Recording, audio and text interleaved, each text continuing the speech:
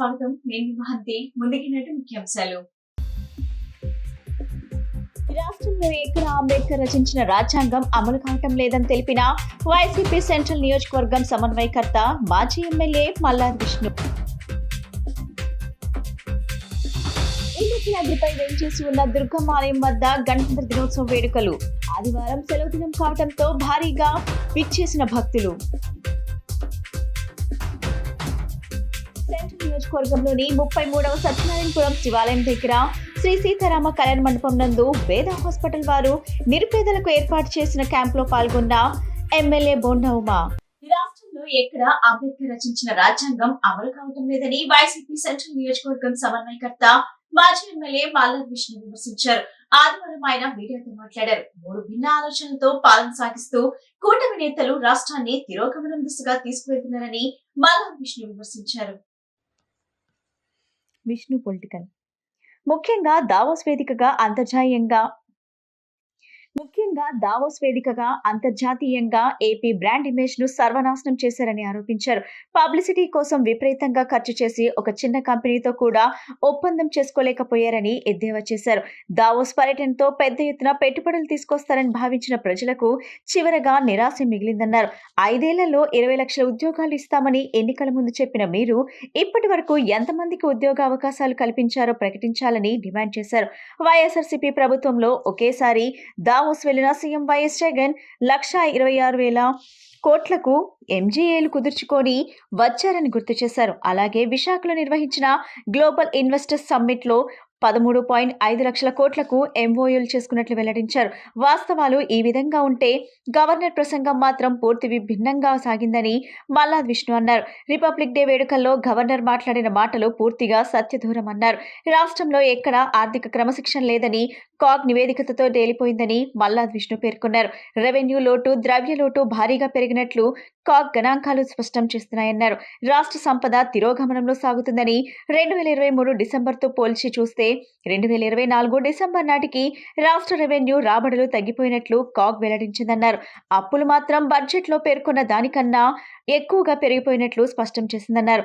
Market ద్వారా ఈ ఆర్థిక ఏడాది 2024-25 మొత్తానికి 68,360 కోట్లు అప్పులు చేస్తామని ప్రభుత్వ పెద్దలు బడ్జెట్లో పేర్కొనగా ఆర్థిక సంవత్సరం ముగియడానికి ఇంకా 3 నెలలు ఉండగానే 73,875 కోట్లు అప్పు చేయడాన్ని కాగ్ ఎత్తి చూపిందన్నారు.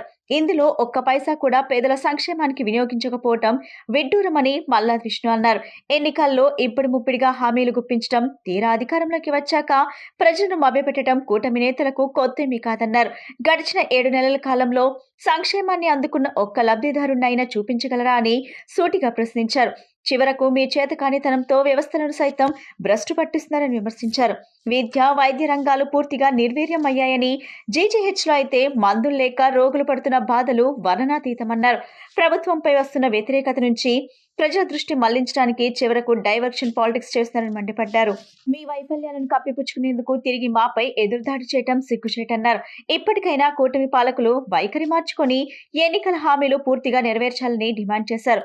లేని పక్షంలో ప్రజల తరపున వైఎస్ఆర్ కాంగ్రెస్ పార్టీ ఆధ్వర్యంలో పెద్ద ఎత్తున ఆందోళన చేపడతామని హెచ్చరించారు.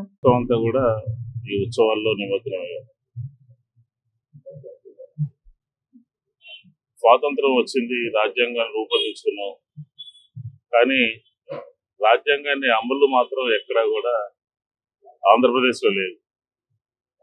ఆంధ్రప్రదేశ్లో రాజ్యాంగేతర శక్తులే రాజ్యం వెళ్తా ఉన్నాయి. వ్యవస్థలన్నీ కూడా రాజ్యాంగానికి బద్దులై పనిచేయాల్సినటువంటి వ్యవస్థలన్నీ కూడా రాజ్యాంగానికి వ్యతిరేకంగా చట్టాన్ని చేతిలో తీసుకుని నడుస్తున్నటువంటి పరిస్థితిని చూసాం. మనం గవర్నర్ గారితో ఈరోజు ఉదయం మాట్లాడిచ్చారు. అన్ని అబద్ధాలు, అన్ని అసత్యాలే. రాష్ట్రం పురోగతి చెందాల్సినటువంటి సందర్భంలో తిరోగమన దిశలోకి వెళ్ళింది. స్పష్టంగా చెప్తున్నాయండి. నిన్న పెట్టుబడుల కోసం వెళ్ళినటువంటి సందర్భంలో ఆంధ్రప్రదేశ్లో ఒక్క అగ్రిమెంట్ కూడా చేసుకోలేదు, ఒకటి కూడా రానటువంటి పరిస్థితి. కానీ దాన్ని కప్పిపుచ్చుకోవడానికి ప్రభుత్వంలో ఉన్నటువంటి వాళ్ళు ఎదురుదాడి చేస్తున్నారు.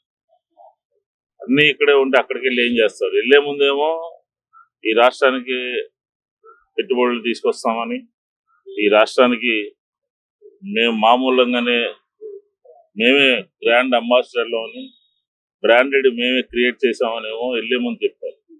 వెళ్ళొచ్చిన తర్వాత ఏమో వాళ్ళకి కావాల్సినటువంటి ఆర్గ్యుమెంట్ ప్రజల్ని మెప్పించడానికి, ప్రజల్ని ఒప్పించడానికి అక్కడికి వెళ్ళి అందరినీ కలవచ్చు, లేకపోతే ఎవరన్నా కలవాలంటే ముందు కలవాలంటే వాళ్ళని ఇంటర్వ్యూ తీసుకోవాలి. మనం వెళ్ళింది ఇంటర్వ్యూల కోసమా, షేక్ హ్యాండ్ల కోసమా? మనం వెళ్ళింది వాళ్ళని ముఖాముఖి మాట్లాడుకోవడం కోసమా, చూడటం కోసమా అని చెప్పి మేము అడుగుతాం. ఇంద్రకీలాద్రిపై వేంచేసి ఉన్న దుర్గమ్మ ఆలయం వద్ద గణతంత్ర దినోత్సవం వేడుకలు ఘనంగా జరిగాయి. ఈ సందర్భంగా జాతీయ జెండా ఆవిష్కరించారు. కార్యక్రమంలో ఆలయ అధికారులు, సిబ్బంది పాల్గొన్నారు. ఆదివారం సెలవు దినం కావడంతో భక్తులు విశేష సంఖ్యలో పాల్గొన్నారు.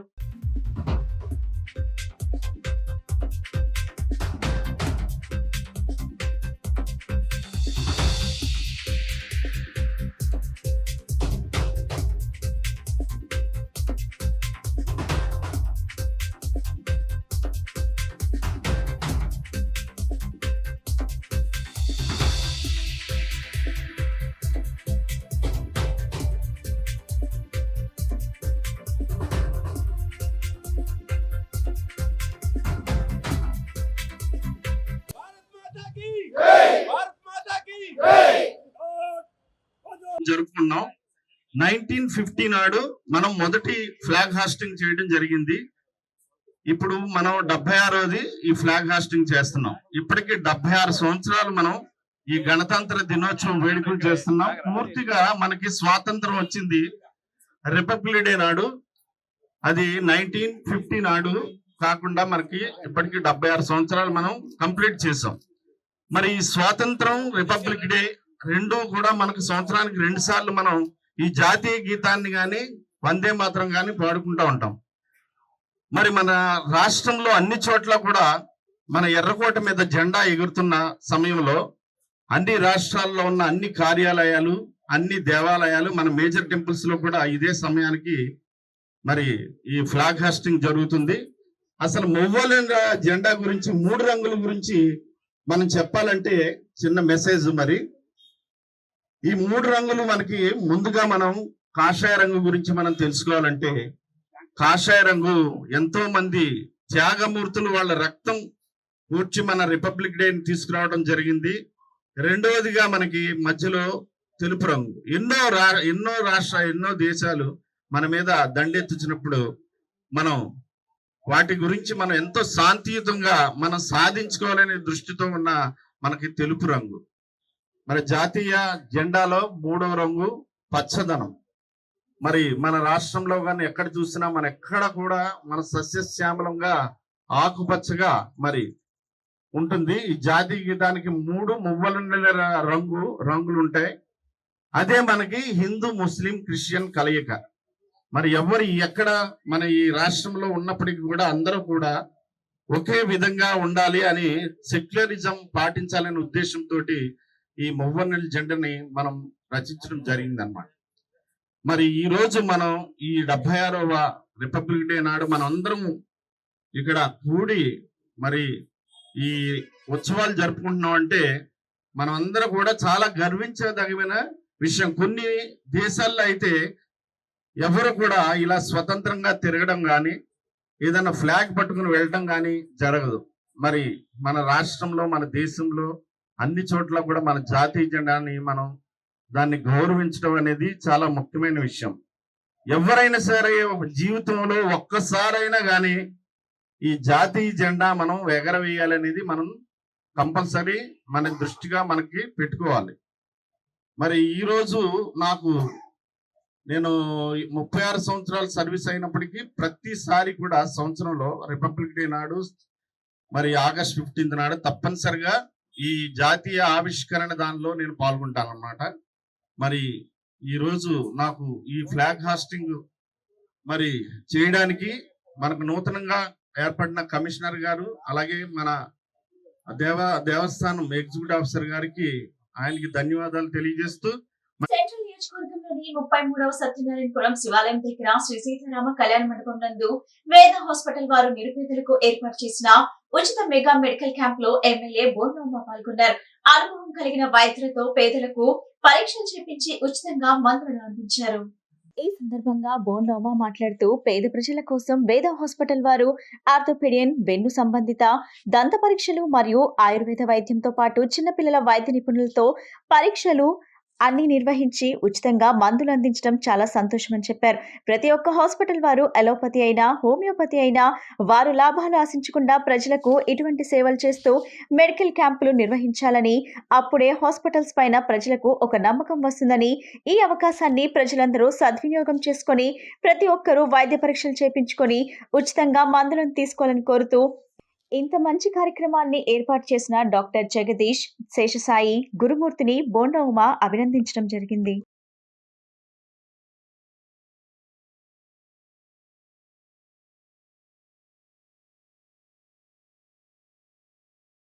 విజయవాడలోని ఇందిరాగాంధీ మున్సిపల్ గ్రౌండ్ లో గవర్నర్ జస్టిస్ అబ్దుల్ నజీర్ జాతీయ జెండాను ఆవిష్కరించారు. పోలీసుల నుంచి గౌరవవందనం స్వీకరించారు. ఈ కార్యక్రమంలో CM Chandrababu, deputy CM Pawan Kalyan, మంత్రి లోకేష్ పాల్గొన్నారు. అనంతరం కార్యక్రమాన్ని ఉద్దేశించి వారు మాట్లాడారు. 76వ గణతంత్ర దినోత్సవం సందర్భంగా ఏపీ ప్రజలకు గవర్నర్ అబ్దుల్ నజీర్ హృదయపూర్వక శుభాకాంక్షలు తెలియజేశారు. 7 నెలల క్రితం ఆంధ్ర రాష్ట్రం తీవ్రమైన ఆర్థిక పరిపాలన లోపంతో అతలాకుతలమైందన్నారు. గత పాలనలో రాష్ట్ర ఆర్థిక వ్యవస్థ వల్ల దుర్వినియోగమైందన్నారు. వనరుల మళ్లింపుతో పాటు తప్పుడు పరిపాలనతో రాష్ట్ర ఆర్థిక వ్యవస్థపై శాశ్వత మచ్చగా మిగిలిపోయిందని, విపరీతమైన అప్పులు, అధిక వడ్డీకి తీసుకున్న రుణాలతో రాష్ట్ర ఆర్థిక పరిస్థితి మరింత కుంగతీసిందని పేర్కొన్నారు. ఈ గందరగోళం మధ్య ఇటీవల జరిగిన సార్వత్రిక ఎన్నికల్లో ఏపీ ప్రజలు చారిత్రాత్మకమైన తీర్పును అందించారని చెప్పారు.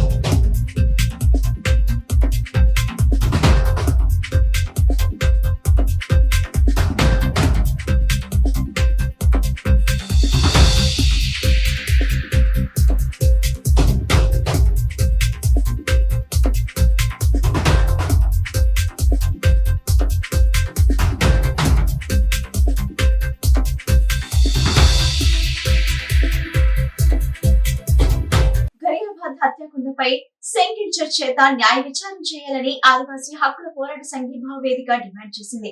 ఆదివారం స్థానిక గాంధీనగర్ ప్రెస్ క్లబ్ లో ఆదివాసీ హక్కుల పోరాట సంఘీభావ వేదిక ఆధ్వర్యంలో జరిగిన ఈ కార్యక్రమంలో వక్తలు మాట్లాడారు. మధ్య భారతంలో ఆదివాసీలపై వనరుల కోసం జరుగుతున్న యుద్ధం ఈ రోజు ప్రమాదకర స్థాయికి చేరుకుందన్నారు. ఛత్తీస్గఢ్, ఒడిశా సరిహద్దుల్లో గరియాబంద్ ప్రాంతాన్ని వందలాది బలగాలు చుట్టుముట్టి సాగించిన హింసకాండను ప్రజాస్వామ్యవాదులందరూ ఖండించాలని పిలుపునిచ్చారు. దాదాపు 3 రోజులు ఈ ప్రాంతాన్ని బలగాలు తమ అదుపులోకి ఉంచుకొని అక్కడ పట్టుబడిన మావోయిస్టులను చంపుతూ మరణాల సంఖ్యపై రోజుకు ఒక ప్రకటన చేస్తూ భయోత్పాదం సృష్టించడానికి ప్రయత్నించాయన్నారు. మావోయిస్టుల ఏరివేత చర్యల్లో దీనికి ఒక గొప్ప ముందడుగుగా కేంద్ర హోంమంత్రి అమిత్ షా ప్రకటన చేసి అక్కడ నిజంగానే ఏదో జరిగిపోతుందన్న వాతావరణాన్ని కల్పించాలని ప్రయత్నించారని తెలిపారు. వృద్ధాప్య సమస్యలతో బాధపడుతూ 2 కర్రల సాయంతో మాత్రమే నడవగలిగిన మావోయిస్ట్ కేంద్ర కమిటీ సభ్యుడు చలపతిని హతమార్చడాన్ని గొప్ప ముందంజ చర్యగా రాజ్యం ప్రకటిస్తుండడం దాని ఫాసిస్ట్ స్వభావాన్ని తెలియజేస్తుందని అన్నారు. చలపతి హత్యను ఆధారం చేసుకుని ఒక ఉద్యమం అణిగిపోయిందని, దండకారణ్యం తన పోరాటాన్ని ఓడిపోయిందని గోదీషా మీడియా పనిగట్టుకుని గందరగోళం సృష్టించాలని చూస్తుందని ధ్వజమెత్తారు. ఒకవైపు మావోయిస్టుల ఏరివేత పేరిట పెద్ద ఎత్తున ఆదివాసీలపైన, అంతిమంగా దేశ ప్రజలపై యుద్ధం జరుగుతున్న సమయం ఇదన్నారు.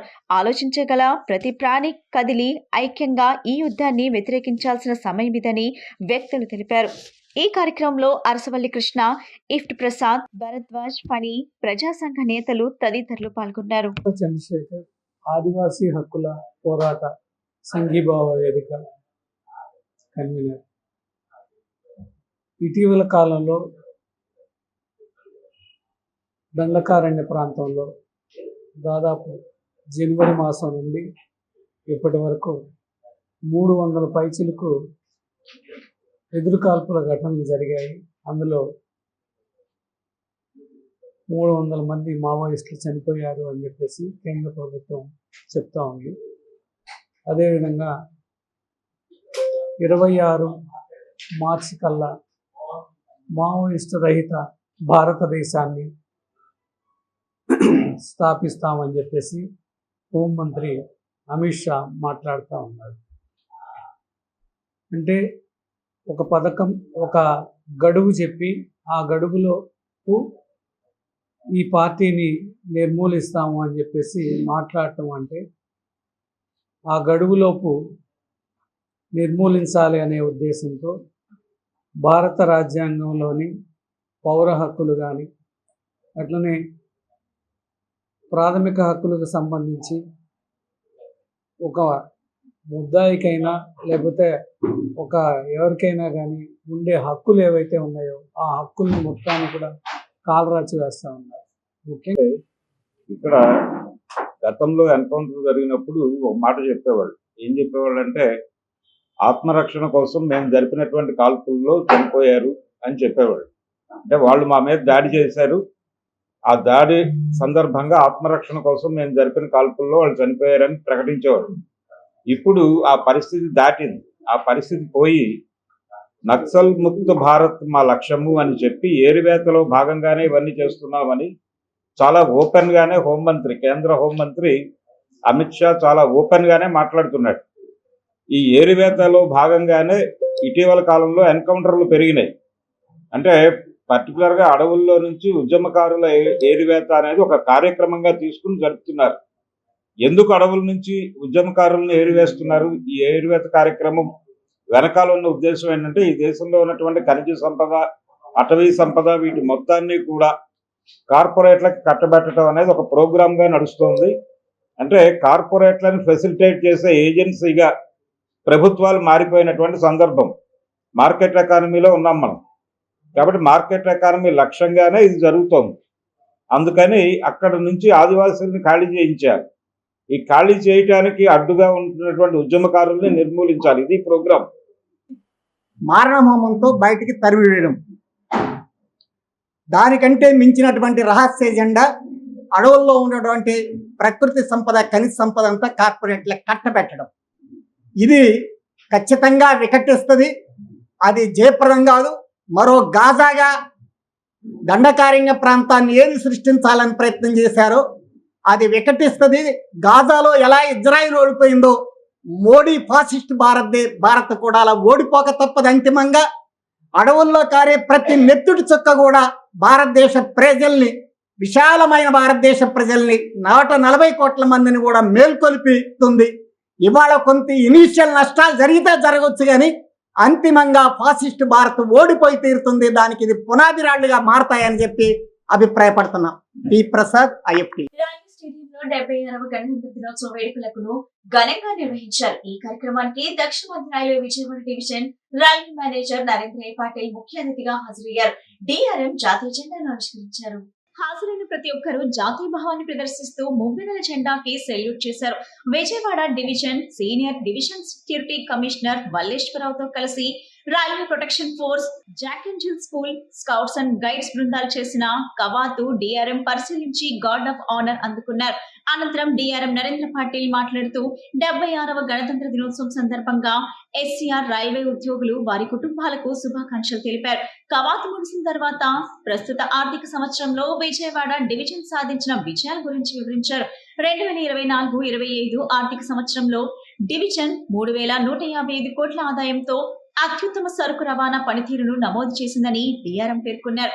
49,435 మిలియన్ల మంది ప్రయాణికులను రవాణా చేయడం ద్వారా డివిజన్ 10,035.21 కోట్ల రికార్డ్ ప్రయాణికుల ఆదాయాన్ని కూడా సాధించినట్టు తెలిపారు.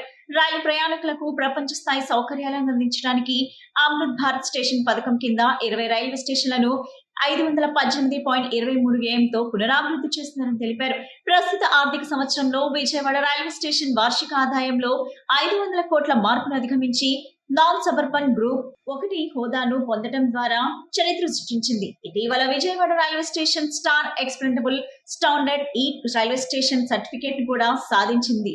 First of all, I would like to give all of you the greetings for our Republic Day. Vijayawada Division has celebrated its Republic Day just now, and we are very happy to inform that Vijayawada Railway Division is in tune with the vision of our Honorable Prime Minister of India, Shri Narendra Modi ji, under the guidance of our Railway Minister, Shri Ashwini Vaishnav ji, to make India a Vikasit Bharat and to take railways to the world standard. As you have all been seeing, the progress of Vande Bharat trains and the way Vande Bharat trains have been increasing in our country. Recently, all of us have witnessed the magnificent railway bridge on River Chenab, which is an engineering marvel, and many such kind of projects like Pambam Bridge and many other capacity building projects are underway, and railways is under a huge transformation under a very, very fast pace under our able guidance of Honorable Prime Minister. Our Honorable Prime Minister, by merging the railway budget into the general budget, have made railways a very big investment focus area of the central government, and unprecedented investment is being made by the central government in the railways. Talking about the Vijayawada division, we have just crossed the gross revenue of 4,346 crores of rupees, which is 4.53% more than the previous year, and we are hoping that we will comfortably breach the benchmark of 5,000 crores of gross revenue, which will be a big news for Vijayawada division. The freight earnings till December are around 3,155, which are also highest ever till date, and almost 4.73% over last year. New life welfare association for the blind ఆధ్వర్యంలో Louis Braille 216వ జన్మదిన కార్యక్రమం ఘనంగా నిర్వహించారు. ఈ సందర్భంగా association president Sitaramaswamy మాట్లాడుతూ తమకు ఉన్న రిజర్వేషన్లు పక్కాగా అమలు చేయాలని కోరారు. కొన్ని ప్రభుత్వ పోస్టుల్లో అవకాశాలు కల్పించాలన్నారు. కేంద్ర రాష్ట్ర ప్రభుత్వాలు తమ అవకాశాలు ఇంప్లిమెంట్ చేయాలని విజ్ఞప్తి చేశారు.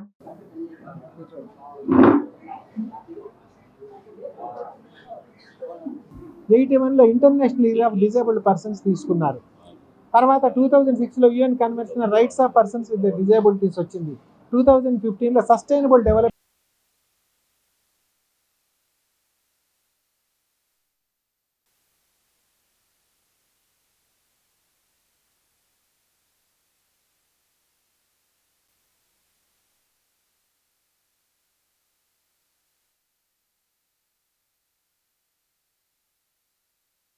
ఫ్రాన్స్ సిటీలో పుట్టి మరి ఆయన 1809లో పుట్టాడు. ఇప్పటికి కూడా ఆయన యొక్క జన్మదిన వేడుకల కార్యక్రమం 216 జన్మదిన కార్యక్రమం నిర్వహించుకుంటున్నాం. మరి అలాగే రాజ్యాంగం నిర్మాణం చేసిన తర్వాత మరి మీ అందరికీ తెలుసో లేదు కానీ నాకున్న అనుభవాన్ని బట్టి నేను చెప్తున్నాను.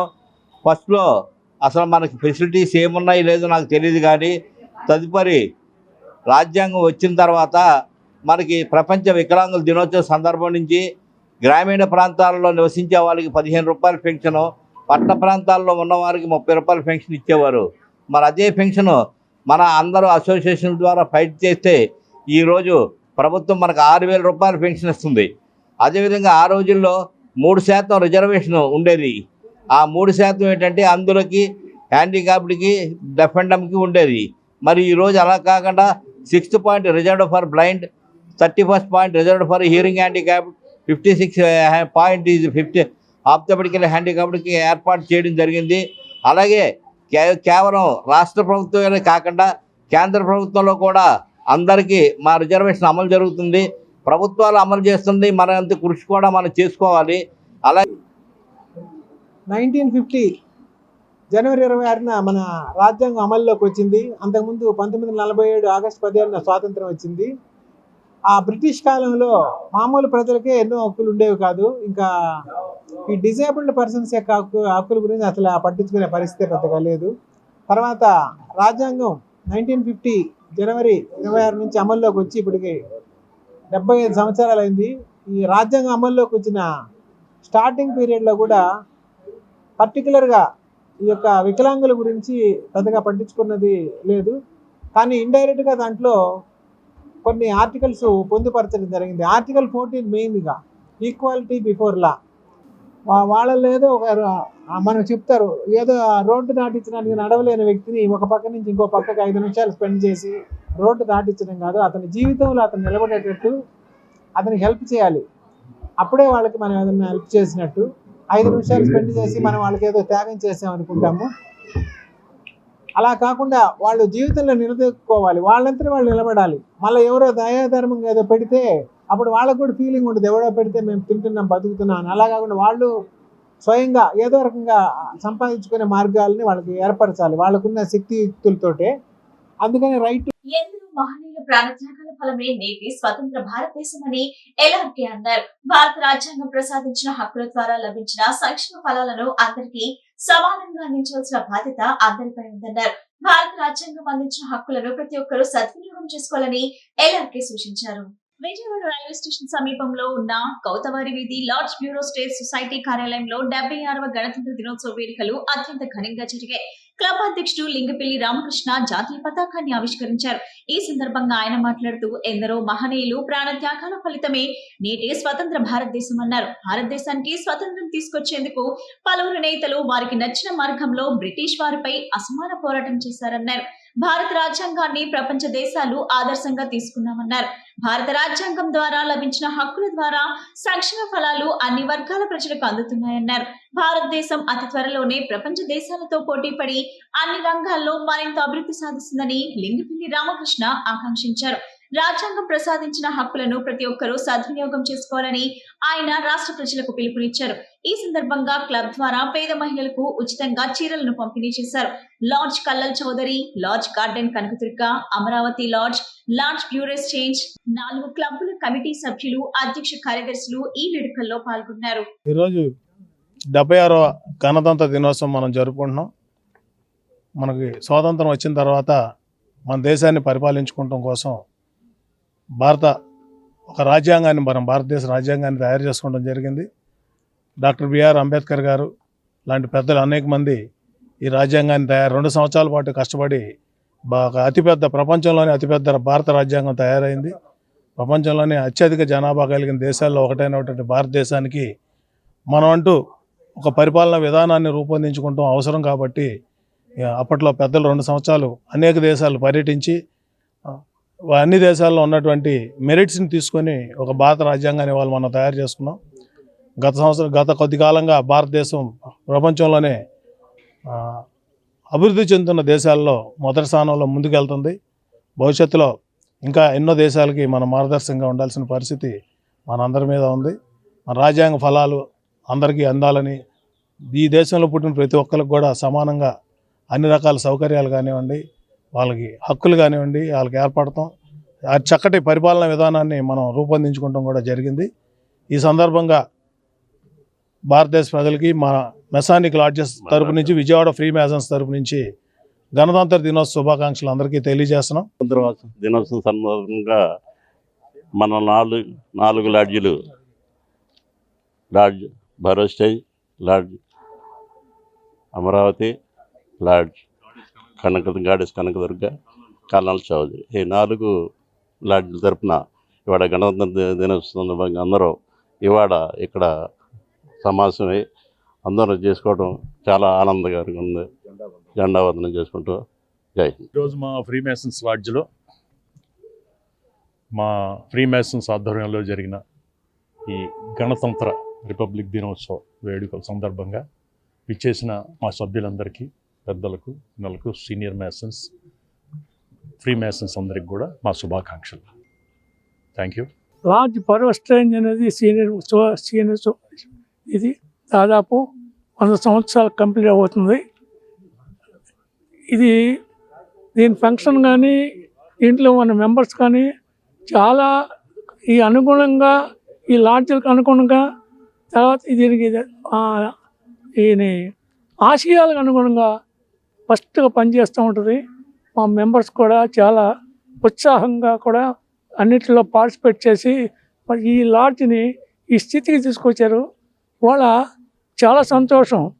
ఈ జనతంత్ర రోజున మా వాళ్ళు అందరూ కలుసుకొని ఈ జెండావందనం చేసి మా అందరికీ సంతృప్తి జరిపించారు. ఇది దేశానికే గర్వకారం. ప్రతి ఆర్గనైజేషన్ ప్రతి మనిషి కూడా మన దేశాన్ని ముందు ప్రేమించాలి. తర్వాత మన దేశాన్ని చంపిన ఈ జాతీయ పతాకాన్ని కూడా గౌరవించాలి. Thank you. ఇటీవల నగరంలో సంభవించిన వరదల కారణంగా నష్టపోయిన వారికి యునైటెడ్ వే ఆఫ్ హైదరాబాద్ స్వచ్ఛంద సంస్థ వారి ఆధ్వర్యంలో స్వయం ఉపాధికి సంబంధించి ఉపకరణాలను సెంట్రల్ నియోజకవర్గం శాసనసభ్యులు బోండమ్మ మహేశ్వరరావు పంపిణీ చేశారు. సెంట్రల్ నియోజకవర్గంలోని 62వ డివిజన్ ఎన్జిఓ కాలనీలో యునైటెడ్ వే ఆఫ్ హైదరాబాద్ స్వచ్ఛంద సంస్థ వారు 2024 సెప్టెంబర్లో 63, 62 డివిజన్లకు సంబంధించి విజయవాడ వరదల్లో ప్రకృతి విపత్తుల కారణంగా నిరాశ్రయులైన బాధితులకు సహాయం చేయడానికి స్వచ్ఛంద సేవా సంస్థ వారు ముందుకు రావడం జరిగింది. ప్రభుత్వ విప్ సెంట్రల్ నియోజకవర్గం శాసనసభ్యులు బోండమ్మ మహేశ్వరరావు చేతుల మీదుగా వరదల్లో నష్టపోయిన చిరు వ్యాపారులకు తోపుడు బళ్ళు, మహిళలకు కుట్టు మిషన్లు, కూరగాయల బళ్ళు, సెలూన్ షాప్ వారికి అవసరమైన సామాగ్రి, కిల్లి కొట్టు వారికి పచారీ సామాన్లు, అలాగే టిఫిన్ బళ్ళు, ఇడ్లీ పాత్రలు, కళాయిలు, గ్యాస్ పొయ్యిలు, సైకిల్ షాప్ మరియు మోటార్ సైకిల్ మెకానిక్లకు కావాల్సినటువంటి సామాన్లు, 2 గాలి మోటార్లు, ఇస్త్రీ బళ్ళు, ఇస్త్రీ పెట్టెలు వంటివి అందజేయడం జరిగింది. ఈ సందర్భంగా బోండా ఉమా మాట్లాడుతూ యునైటెడ్ వే ఆఫ్ హైదరాబాద్ సంస్థ తెలంగాణ, ఆంధ్రప్రదేశ్ రాష్ట్రాలలో నిత్యం పేద కుటుంబాలకు నిత్యావసర వస్తువులను పంపిణీ చేస్తూ ఉంటుందని, డ్వాక్రా సంఘాల ద్వారా ఎంతో మంది మహిళలకు ఉచితంగా శిక్షణ అందించి కుట్టు మిషన్లు విపత్కర సమయాల్లో అందిస్తారని తెలిపారు.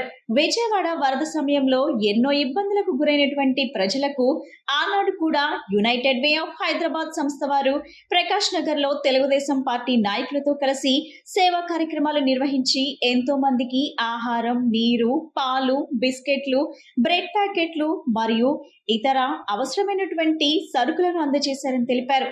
నేడు కూడా నియోజకవర్గంలో ఈ నాయి బ్రాహ్మణులకు కావాల్సినటువంటి కుర్చీలను, సెలూన్లకు కావాల్సినటువంటి సామాన్లను, ఏసీ మిషన్లను అందించి ఇంతమందికి తిరిగి జీవనోపాధి కల్పించడం అనేది చాలా సంతోషదాయకమన్నారు. ఆనాడు వరదల సమయంలో ఇచ్చిన మాట ప్రకారం చేస్తా అన్న సహాయాన్ని నేడు చేస్తూ మాట నిలబెట్టుకున్నటువంటి ఈ సంస్థను బోండా ఉమా అభినందించారు. భవిష్యత్తులో కూడా ఈ సేవా సంస్థ వారు మరెన్నో మంచి కార్యక్రమాలు చేసి ప్రజలకు తోడుగా నిలవాలని తెలిపారు. ఈ కార్యక్రమంలో United Way of Hyderabad CEO Rekha Srinivas, యాజమాన్యం భారత్ మెరుగు, రాములు, ప్రశాంత్, రమేష్, తెలుగుదేశం పార్టీ డివిజన్ అధ్యక్షులు తొట్టెంపూడి ఉదయ్ శంకర్, మాజీ corporator Paidi Tulasi, division incharge Paidi Srinu, Battulakonda, Bulleddula Ravichandra, Veesala Ramakrishna, Labba Vaikuntham, Mothukuri Kasim, Cheeraboyina Raja, Sai, Modukula Ganesh తదితర నాయకులు, కార్యకర్తలు పాల్గొన్నారు. గత సెప్టెంబర్లో సెంట్రల్ నియోజకవర్గం విజయవాడలో బుడమేరు వరదలు వచ్చినప్పుడు యునైటెడ్ వే ఆఫ్ హైదరాబాద్ మరి స్వచ్ఛంద సంస్థ ద్వారా ఆ రోజు కూడా వరదల్లో మునిగిపోయినటువంటి ప్రజలకి సెంట్రల్ నియోజకవర్గంలో ప్రకాష్ నగర్లో ఆ రోజు డివిజన్ ఇన్ఛార్జి పైటి శ్రీను కానీ, ఉదయ్ శంకర్ కానీ మరి నాయకుల ఆధ్వర్యంలో పెద్ద ఎత్తున అక్కడ సేవా కార్యక్రమాలు యునైటెడ్ వే ఆఫ్ హైదరాబాద్ ఆధ్వర్యంలో ఇవ్వటం జరిగింది. అనేక మందికి ఫుడ్ సప్లై చేశారు, మిల్క్ ఇచ్చారు, అనేక వస్తువులు ఇచ్చారు. మళ్ళా ఇవాళ ఆ రోజు కొంతమందిని సెలెక్ట్ చేసి మరి నాయి బ్రాహ్మణులకి వాళ్ళకి కావాల్సినటువంటి చైర్సు, అలాగే హెయిర్ కటింగ్ మెటీరియల్, అట్లాగే తోపుడు బళ్ళు, ఏసీ మిషన్లు, అలాగే ఏసీ రిపేర్ వర్క్లు, అలాగే సైకిల్ రిపేర్ వర్క్లు, టిఫిన్ బండ్లు, టిఫిన్ సామాను అన్నీ కూడా దాదాపు ఒక 70 మంది దాకా వివిధ రకాల వస్తువులు ఇచ్చినటువంటి యునైటెడ్ వే ఆఫ్ హైదరాబాద్ ఆర్గనైజేషన్ని హృదయపూర్వకంగా నియోజకవర్గ శాసనసభ్యుడిగా అభినందనలు తెలియజేస్తా ఉన్నా. వాళ్ళ టీంకి కృతజ్ఞతలు కూడా తెలియజేస్తా ఉన్నా. ఈరోజు మన స్వచ్ఛంద సంస్థ హైదరాబాదు యునైటెడ్ యాప్ హైదరాబాదు సంస్థ ఆధ్వర్యంలో మరి ఏదైతే మొన్న వరదలకి పేద కుటుంబాలు ఎక్కువ నివాసం ఉంటున్న 62వ డివిజన్లో రైతు మార్కెట్ చుట్టుపక్కల వ్యాపారం చేసుకునే వాళ్ళందరూ దెబ్బతింటడం జరిగింది. మరి ఈ సందర్భంగా స్వచ్ఛంద సంస్థ పెద్ద మనసుతో ఇంత మంచి కార్యక్రమాన్ని పెట్టి ప్రతి ఒక్కరికి తోపుడు బళ్ళు కానీ, కుట్టు మిషన్లు కానీ, ఈ మెకానికల్కి సామాన్లు కానీ, అలాగే మంగళ షాపుకి సంబంధించిన మొత్తం కిట్ కానీ, వాటర్ ప్లాంట్ ఒకటి, మళ్ళీ ఏమో స్కూల్ ఒకటి దత్తత తీసుకొని స్కూల్ కూడా బాగు చేపిస్తున్నారు ఏవిఎస్ రోడ్లో. మరి ఇంత మంచి కార్యక్రమం చేస్తున్న ఈ సంస్థకి నేను పేరు పేరున ధన్యవాదాలు తెలియజేసుకుంటూ, గణతంత్ర దినోత్సవం సందర్భంగా జేసీ ఆధ్వర్యంలో భారీ జాతీయ జెండాతో ర్యాలీ నిర్వహించారు. రాంపర్పాడ్ రింగ్ సెంటర్ వద్ద నుంచి కొత్త ప్రభుత్వ ఆసుపత్రి సెంటర్ వరకు ఈ ర్యాలీ జరిగింది. ర్యాలీలో విద్యార్థులతో పాటు క్రీడాకారులు భారీ సంఖ్యలో పాల్గొని భారత్ మాతాకి జై అంటూ నినాదాలు చేశారు. ఈ జాతీయ జెండా చూపరులను విశేషంగా ఆకట్టుకుంది.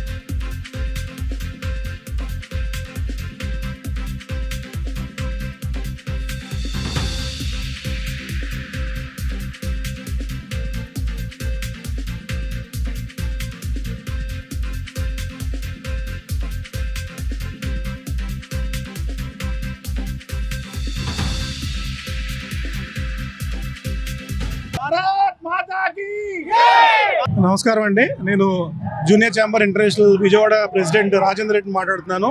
ఈరోజు 76వ గణతంత్ర దినోత్సవం సందర్భంగా జూనియర్ ఛాంబర్ ఇంటర్నేషనల్ తరఫున 76 మీటర్ల జాతీయ జెండాని ఒక ర్యాలీ లాగా మేమందరం 28, 29 జోన్లు కలిపి ఎల్ఓస్ కలిపి ఒక ర్యాలీ లాగా చేస్తున్నామండి.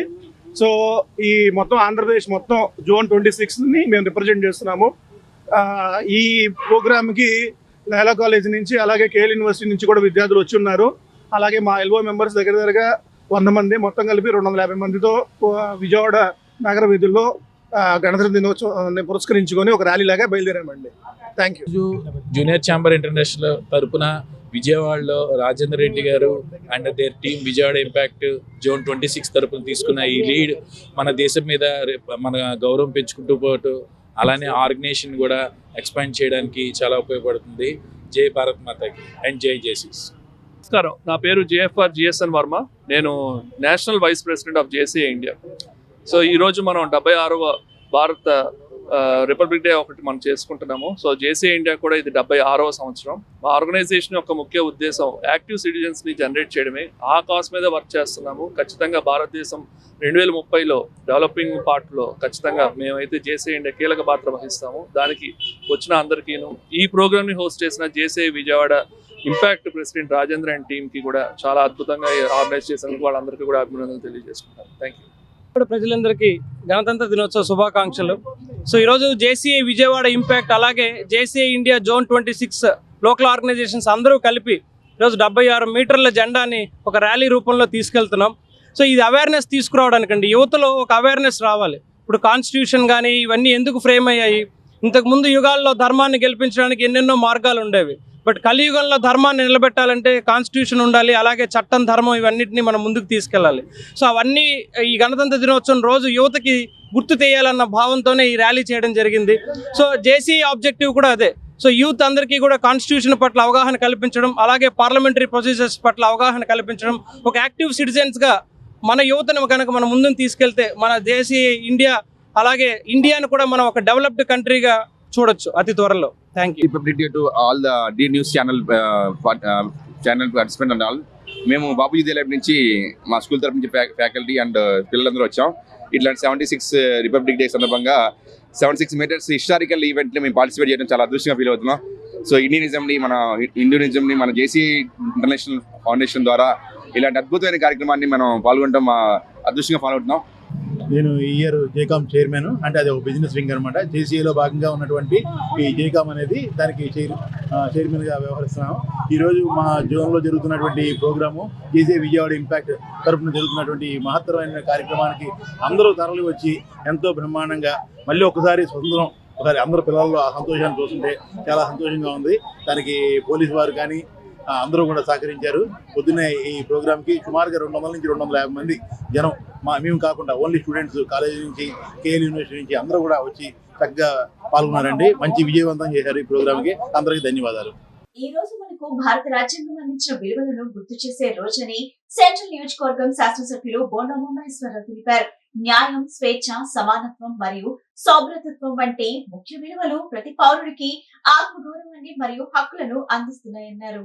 సెంట్రల్ నియోజకవర్గంలోని 21వ డివిజన్లో 76వ గణతంత్ర దినోత్సవ వేడుకలు ప్రభుత్వ విప్ సెంట్రల్ నియోజకవర్గం శాసనసభ్యులు బోండా ఉమామహేశ్వరరావు ఆధ్వర్యంలో ఘనంగా నిర్వహించి కూటమి నేతలతో కలిసి జాతీయ జెండాను ఆవిష్కరించారు. ఈ సందర్భంగా పిల్లలకు నోట్ బుక్స్, చాక్లెట్లు, బిస్కెట్ ప్యాకెట్లు మరియు వృద్ధులకు, మహిళలకు చీరలు పంపిణీ చేసి 76వ గణతంత్ర దినోత్సవ శుభాకాంక్షలు తెలిపారు. ఈ సందర్భంగా బోండా ఉమా మాట్లాడుతూ రాజ్యాంగం అవతరించిన రోజు జనవరి 26 సమానత్వం, స్వేచ్ఛ, సౌభ్రతత్వానికి భారత రాజ్యాంగం ప్రతీకగా గణతంత్ర దినోత్సవ వేడుకలు చేసుకుంటామని, 75 ఏళ్లుగా రాజ్యాంగం మన దేశానికి సమగ్ర దిశానిర్దేశం చేస్తుందని, రాజ్యాంగ స్ఫూర్తిని శాశ్వతంగా వర్ధిల్లేలా చేయాల్సిన బాధ్యత మనందరిపై ఉందని తెలిపారు.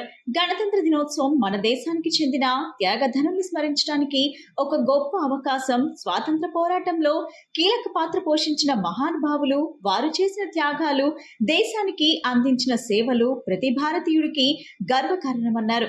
రాజ్యాంగం మనకు ఇచ్చిన హక్కులను సద్వినియోగం చేసుకోవటంతో పాటు సమాజానికి సేవ చేయటం ప్రతి పౌరుడి కర్తవ్యమని, మన అందరం కలిసి భారతదేశాన్ని మరింత బలమైన, సమర్థవంతమైన మరియు ప్రగతిశీల దేశంగా తీర్చిదిద్దాలన్నారు.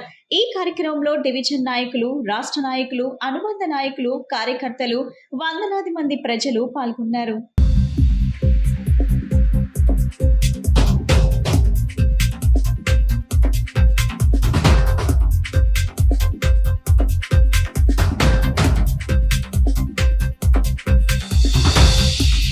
ఈరోజు 76వ గణతంత్ర దినోత్సవం సందర్భంగా దేశం మొత్తం ఆనాడు స్వాతంత్ర పోరాటంలో రవి అస్తమించని బ్రిటిష్ సామ్రాజ్యాన్ని ఈ దేశం నుంచి పారదోలటంలో ప్రాణాలు అర్పించినటువంటి మహానుభావులందరికీ కూడా ఇవాళ ఒకసారి మననం చేసుకుంటూ 76 సంవత్సరాలుగా ప్రపంచంలో ఎక్కడా లేనటువంటి స్వాతంత్రం, అలాగే చట్టాలు, ప్రజాస్వామ్యం మన భారతదేశంలో ఉన్నాయంటే అది ఆ మహానుభావులు రాజ్యాంగ నిర్మాతలు రాసినటువంటి రాజ్యాంగం ద్వారా.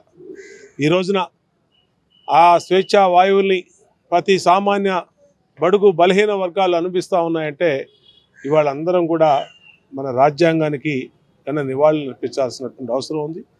ఆ రోజు స్వతంత్రం కోసం పోరాటంలో పాల్గొన్నటువంటి అందరికీ నివాళులు అర్పిస్తూ స్వతంత్ర ఫలాలు పేదవాడికి, సామాన్యుడికి, బెడుగు బలహీన దళిత వర్గాలకు అందించేదానికి ఈ ప్రభుత్వం చిత్తశుద్ధితో కృషి చేస్తుందని, అలాగే ఈ నియోజకవర్గ శాసనసభ్యుడిగా మరి పేదవాళ్ళకి సేవ చేయటంలో మొట్టమొదటి అడుగు వేస్తూ ఈ కూటమి ప్రభుత్వం ముందుకెళ్తుందని తెలియజేసుకుంటూ ప్రజలందరికీ కూడా 76వ గణతంత్ర రిపబ్లిక్ డే శుభాకాంక్షలు తెలియజేస్తూ ఖచ్చితంగా ప్రజలకి అన్ని రకాలుగా మేలు చేసే విధంగా భవిష్యత్తులో ముందుకెళ్తామని తెలియజేసుకుంటూ గణతంత్ర దినోత్సవ శుభాకాంక్షలు. 76వ గణతంత్ర దినోత్సవం సందర్భంగా సత్యనారాయణపురం రైల్వే గ్రౌండ్స్ లో క్రీడాకారులకు స్కేటింగ్ పోటీలు జరిగాయి. పోటీలు విజేతలకు మెడల్స్, ప్రశంసా పత్రాలను అందజేశారు.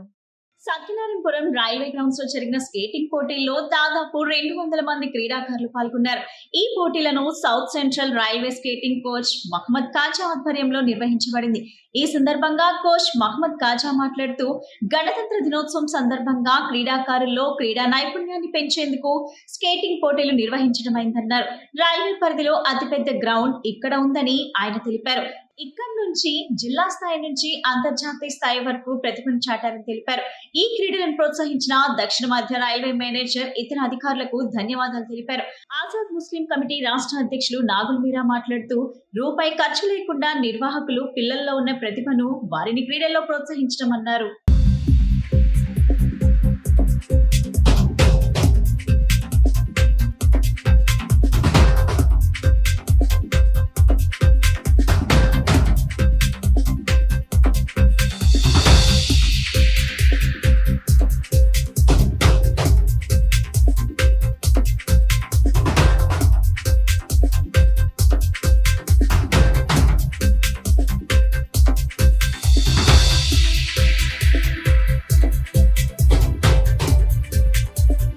ఈరోజు రైల్వే ఇన్స్టిట్యూట్ పక్కన ఉన్నటువంటి స్కైటింగ్ గ్రౌండ్లో మరి కోచ్ అయినటువంటి ఖాజా గారి నేతృత్వంలో మరి పిల్లలందరికీ కూడా గేమ్స్ స్కైటింగ్ నేర్పించి వాళ్ళందరూ కూడా నేషనల్ లెవెల్లో, జిల్లా లెవెల్లో మెడల్ సాధించినటువంటి వారందరికీ కూడా ఈరోజు గణతంత్ర దినోత్సవం సందర్భంగా ఆ పిల్లలందరూ కూడా మరి అతిథుల చేత, అంటే డిప్యూటీ కలెక్టర్ గారు కానివ్వండి, అలాగే డిప్యూటీ ఇన్స్పెక్టర్ గారు, అలాగే దాంతోపాటు హైకోర్టు లాయర్ గారు, వారు దాంతోపాటు ఖాజా గారి ఏదైతే ఈ కోచ్ సంబంధించి స్కైటింగ్ కోచ్ సంబంధించినటువంటి టీం ఉందో వాళ్ళందరూ కూడా కష్టపడి ఈ గణతంత్ర దినోత్సవం రోజు వాళ్ళందరూ కూడా మరి gold medal, silver medal, bronze, అలాగే వాళ్ళకి ఏదైతే వాళ్ళు మెడల్ సాధించారో వాళ్ళకి పత్రాలు కూడా వాళ్ళకి అందజేసి ఈరోజు వాళ్ళందరికీ కూడా ₹1 ఖర్చు లేకోకుండా మరి కోచ్ గారు ఖాజా గారు అందరూ కూడా మొత్తం కూడా చేయడం జరిగింది.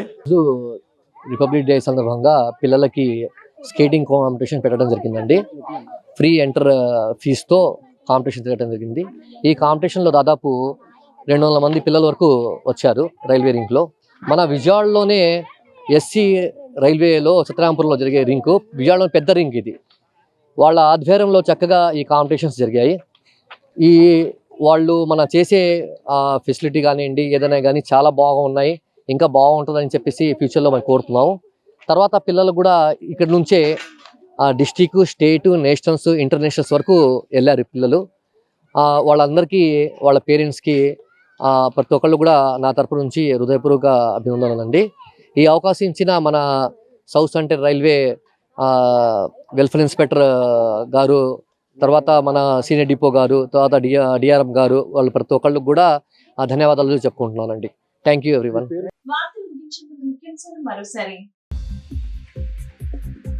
రాష్ట్రంలో ఎక్కడ అంబేద్కర్ రచించిన రాజ్యాంగం అమలు కావటం లేదని తెలిపిన వైసీపీ సెంట్రల్ నియోజకవర్గం సమన్వయకర్త, మాజీ ఎమ్మెల్యే మల్లాది విష్ణు. ఇంద్రకీలాద్రిపై వేంచేసి ఉన్న దుర్గమ్మ ఆలయం వద్ద గణతంత్ర దినోత్సవ వేడుకలు. ఆదివారం సెలవు దినం కావడంతో భారీగా విచ్చేసిన భక్తులు.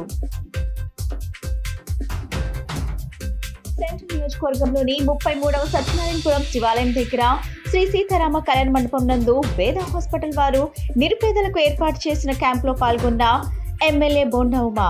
ఈ బులెటిన్ ఇంతటితో సమాప్తం. తిరిగి మరో బులెటిన్ కలుద్దాం. నమస్కారం.